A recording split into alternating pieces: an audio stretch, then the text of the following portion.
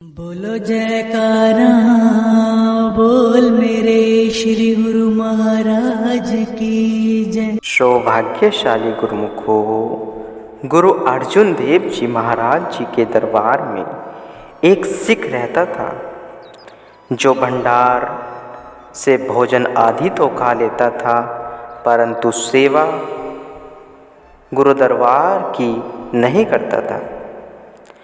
और अगर सत्संगी उसे सेवा के लिए कहते तो वह यह उत्तर देता कि मैं गुरु का सेवक हूँ, तुम्हारा सेवक तो नहीं हूँ जो तुम्हारे कहने पर सेवा करूँ। जब गुरु महाराज जी कहेंगे तो सेवा करूँगा।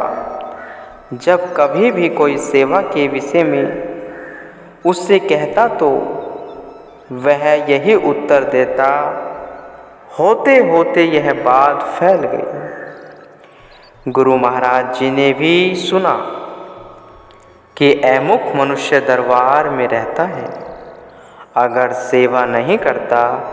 एक दिन आप सत्संग कर रहे थे, सत्संग के बीच आपने फरमाया, सेवा एक सार वस्तु है, इससे मन शुद्ध होता है और जिन अंगों के साथ सेवा की जाती है वे अंग पवित्र होते हैं। अर्थात हाथ पैर तब ही सफल होते हैं जब मनुष्य इनसे सेवा का काम ले, वरना यह शरीर किस काम का है। इसलिए गुरु की सेवा से ही जीव का कल्याण है। जो लोग सच्चे मन से गुरु की सेवा करते हैं, गुरु की उन पर प्रसन्नता होती है। भाई गुरदास जी लिखते हैं, विन सेवा द्रग हथ पैर होर निफल करणी, पीर मुरेदा प्रहणी सुख सतगुरु सरणी। इसी प्रकार गोस्वामी तुलसीदास जी महाराज भी अपनी रामायण में लिखते हैं, नैन संत दरस नहीं देखा, लोचन मोर पंख कर लेखा। सेवक सेवा में रहे, सेवक कहिए सोए, कहे कबीर सेवा बिन सेवक कभू न होए। सतगुरु का सहज ही स्वभाव होता है कि वह हर समय अपने शिष्य के अवगुणों को ढकते और उन पर पर्दा डालते रहते हैं, परंतु सद्गुरु शिष्य की त्रुटियों को भी उस पर प्रकट न करे तो फिर उसका कुछ बनता नहीं। इसलिए वह अपने सत्संग द्वारा उसकी त्रुटियों को कभी कभी जतला दिया करते हैं और जिसे अपने उद्धार की ज़रूरत होती है वह उनके वचनों का सम्मान करता है। और जो केवल देखा देखी या किसी कामना को लेकर आया होता है उसके लिए यह बात कठिन हो जाती है। जब गुरु का इस प्रकार का सत्संग सुना तो वह सिख उठकर प्रार्थना करने लगा, कृपा निधान, मैं आपका सेवक हूँ और आपकी आज्ञा पालन करने के लिए तैयार हूँ। आप यदि मुझे दरिया में डुबोना या आग में जलाने का भी हुक्म देंगे तो इनकार नहीं करूँगा, परंतु इन लोगों के कहने से सेवा नहीं कर सकता। गुरु महाराज जी मुस्कुराए, अच्छा भाई, अगर तू हमारी आज्ञा का पालन करता है तो अगर हम तुमको आग में जलने की आज्ञा दें तो क्या उसे मान लेगा? वह बोला, अवश्य मानूंगा। कहना सुगम है और करके दिखाना कठिन होता है। हाँ तो कर ले। हाँ तो कर ली, परंतु गुरु के वचनों की पालना तो वह करे जो गुरुमुख हो और जिसे गुरु के वचनों की कदर हो, लेकिन जिसको गुरु के वचनों की कदर ही नहीं, वह उनकी पालना क्या करेगा। साथ ही जो मनुष्य सेवा करने वाला होता है, उसकी ज़बान पर ऐसी बातें आती कब हैं? क्योंकि यदि वह सेवक है तो उसे सेवा करना धर्म है। चाहे जिसके द्वारा भी हाथ आए, बल्कि भक्ति का नियम तो यह है कि जिसके द्वारा तुम्हें गुरु की सेवा हाथ आए उसका एहसान मानो, क्योंकि वह तुम्हें गुरु की सेवा देता है, जिससे तुम्हारा असली कल्याण है। दूसरे यह कि जो शख्स सेवा करने वाला होता है, उसे तो कण कण से गुरु का हुक्म मिल रहा होता है। वह हर काम में गुरु का हाथ अपने साथ देखता है और हर बात में गुरु का हुक्म सुनता है। उसे रोक ही कौन सकता है, और उसे सेवा की कमी ही क्या है। जिसे अपने गुरु की प्रसन्नता की ज़रूरत है, उसे तो पग पग पर गुरु की सेवा का अवसर मिलता है। भीलनी को किसने आज्ञा दी थी, और यह युक्ति उसको किसने सिखाई थी कि वह रात को छुप करके भी ऋषियों के आंसुओं पर दातून काट कर रख कर आती और उनके रास्ते साफ कर आया करती थी। जो करने वाले होते हैं उनके लिए मार्ग हर समय खुला है। जो यूं ही बातें बनाने वाले होते हैं, उनको चाहे स्वयं भी सद्गुरु आज्ञा कर दे तो भी वह उसकी कदर नहीं जान सकते। गुरु और शिष्य का आत्मिक संबंध कुछ इस प्रकार का प्रसंग है, जो हर मनुष्य की समझ में आना कठिन है। कई मनुष्य तो केवल थोड़े दिन ही गुरु की संगत में रहकर भक्ति को प्राप्त कर लेते हैं, और कई उनके दरबार में बरसों रहते हुए भी उनकी दात से खाली रहते हैं। समय दोनों का व्यतीत हो जाता है, परंतु उस समय में एक तो पूरा लाभ उठा लेता है और दूसरे तेली के बैल की तरह दिन रात चलते हुए भी वही खड़े रहते हैं। सेवा भी करते हैं, परंतु उसके फल को प्राप्त नहीं कर सकते। कारण उसका यही है कि वह सेवा के भाव को न समझकर सेवा करते हैं। गुरु की ओर से कोई कसर नहीं होती, वह तो सबका भला चाहते हैं और सबकी बेहतरी में होते हैं। कबीर गुरु सबको चाहे, गुरु को चाहे न कोई। जब लग आस शरीर की, तब लग दास न होई। श्री कबीर साहब जी कह रहे हैं, सेवा सब ही करते हैं, परंतु उसके भाव को कोई विरले समझते हैं। वही सेवा है। यदि उसको प्रेम के साथ किया जाए तो वह पूरी फलदायक होती है, परंतु विरुद्ध इसके यदि उसे भुगतान समझकर ऊपर से भुगता दिया जाए और मन का प्रेम उसके साथ शामिल न हो, तो जितना लाभ उससे होना चाहिए नहीं होता।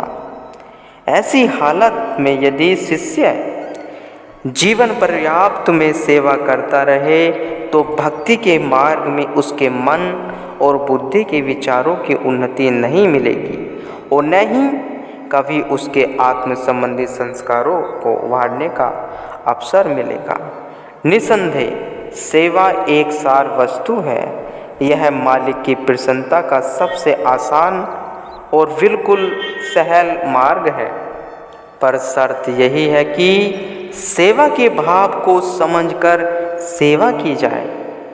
सेवक सेवा भाव बिन भव न तरे उर्गारी, भजो राम पद पंकज, अस सिद्धांत विचारी।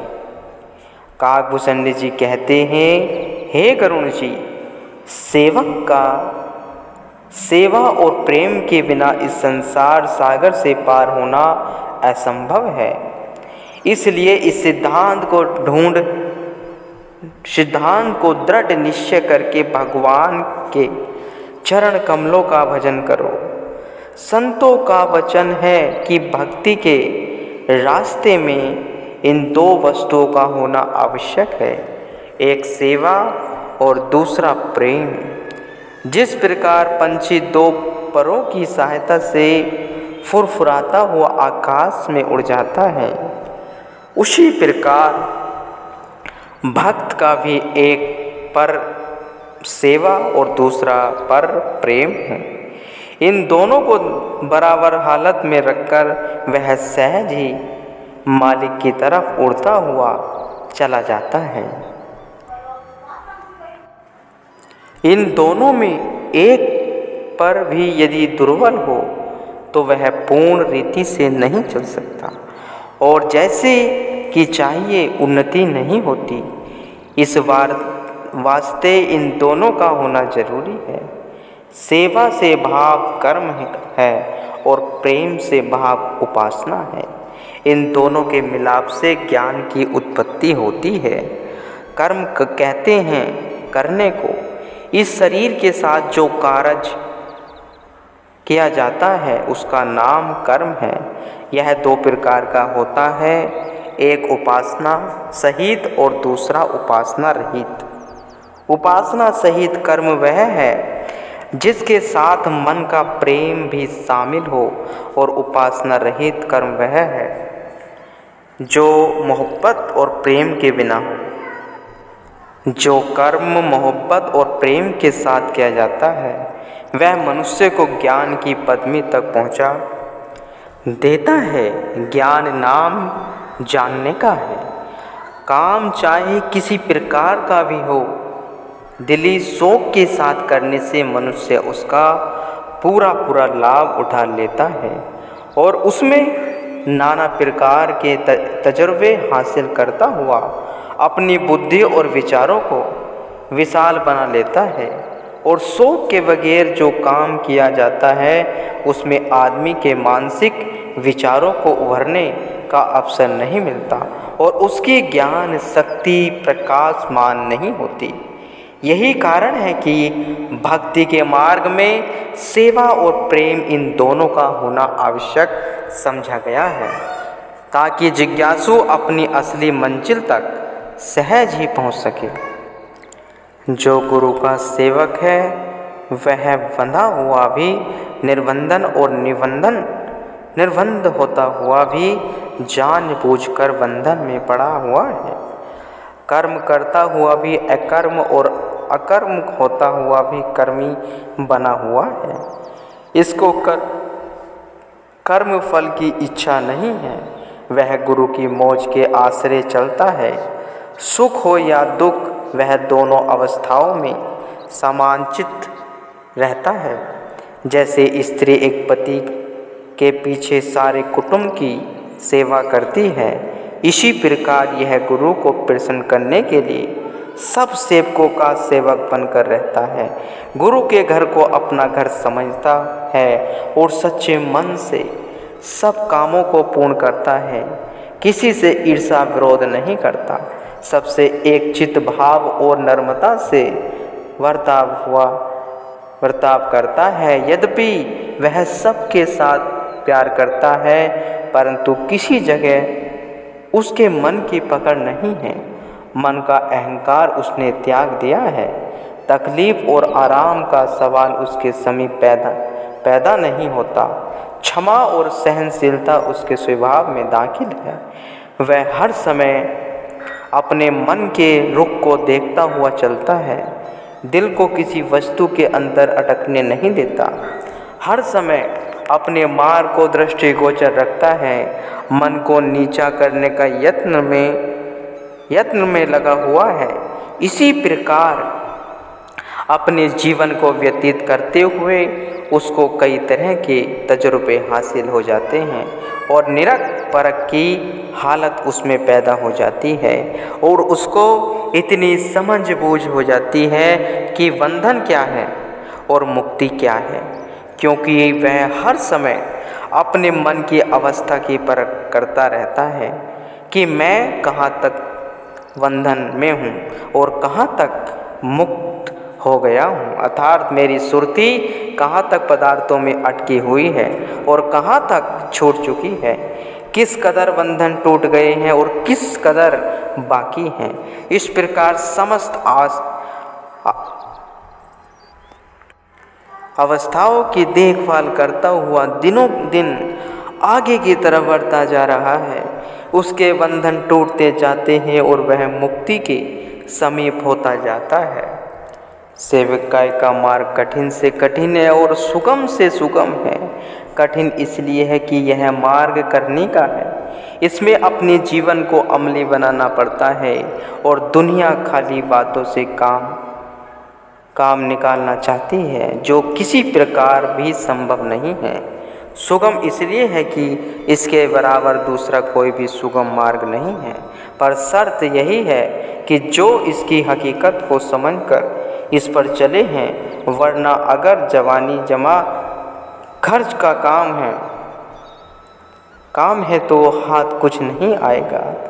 वह दासन दास कह रहे हैं, दासन तन हृदय नहीं नाम धरे वेदास, पानी के पिए बिना कैसे मिटे प्यास।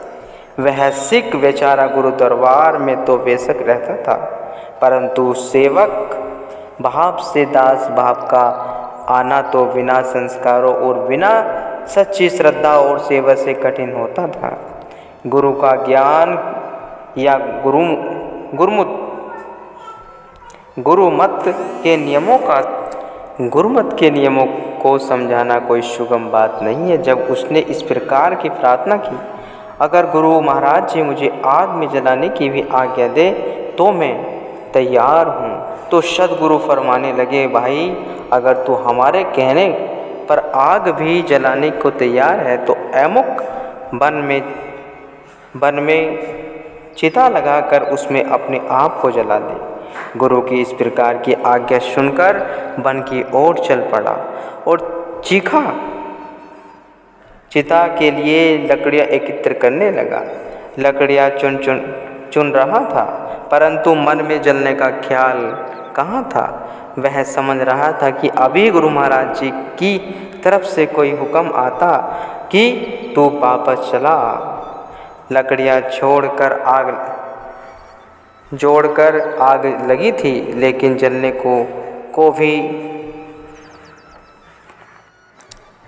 जलने को जी नहीं चाहता था। चिता के चारों ओर चक्कर लगाने लगा, बार बार पीछे को देखता कि शायद कोई आदमी उसे चिता में जलने से रोकने के लिए आ रहे हों। इतने में एक चोर वहाँ से आ निकला जो किसी सेठ का धन लूट कर लाया था। उसने देखा कि एक शख्स चिता जलाकर उसके चारों ओर फिर रहा है। पूछा, भाई इसका कारण क्या है? उसने उत्तर दिया कि मुझे गुरु का हुक्म मिला है कि मैं इस वन में चिता जलाकर देह त्याग दूं। आग तो जला दी है, परंतु जलने से जी घबराता है।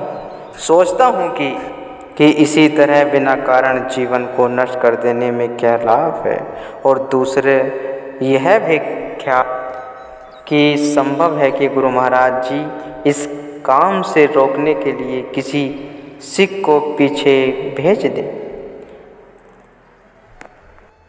चोर ने उसकी बातों को सुना और सुनते ही पूर्व के शुभ संस्कारों ने पलटा खाया। भाग्य जाग पड़े और गुरु का नाम सुनते ही प्रेम में गदगद होकर कहने लगा, मित्र एक विनती है, अगर तू स्वीकार कर ले तो। वह बोला, कहिए क्या विनती है? चोर ने कहा, मेरे पास लाखों रुपए का माल है, अगर तुझे पसंद हो तो यह सारा माल तू ले ले और उसके बदले गुरु का हुक्म मुझे दे दे। मैं इस चिता में जलने के लिए तैयार हूँ। इसने सोचा, वाह भाई वाह, परमात्मा ने अकल का अंधा और गांठ का पूरा बन में ही भेज दिया। ईश्वर जब देने आता है तो मकान की छत से फेंक देता है। ऐसा सौदा फिर कहाँ हाथ आएगा कि एक तो जान बची और दूसरे माल हाथ आता है। गुरु का ऐसा हुक्म मानने से लाभ ही क्या होगा कि जिससे शरीर भी जाए और हाथ पल्ले भी कुछ न आए। यह सोचकर चोर से कहने लगा, ले भाई, गुरु के हुक्म और माल जितना भी तेरे पास है मेरे हवाले कर। चोर ने खुशी खुशी इस बात को मंजूर कर ली और समझ धन उसके हवाले करके आप चिता में कूद पड़ा। उसे उस समय वहाँ एक निराले रंग की रोशनी पैदा हुई जो दसों दिशाओं में प्रकाशित करते हुए ऊपर चढ़ गई है। परंतु इस अद्भुत कौतुक को देखकर अज्ञानता ने उसे जगाने का अवसर नहीं दिया। चोर से प्राप्त हुआ धन देखभाल करता हुआ उसे गिन रहा था कि इतने में माल की खोजी में पीछे से आन पहुँचे। उन्होंने आते ही इस बांध लिया और सहित धन माल के हुक्म का सम्मुख जाकर पेश किया। गुरुमुख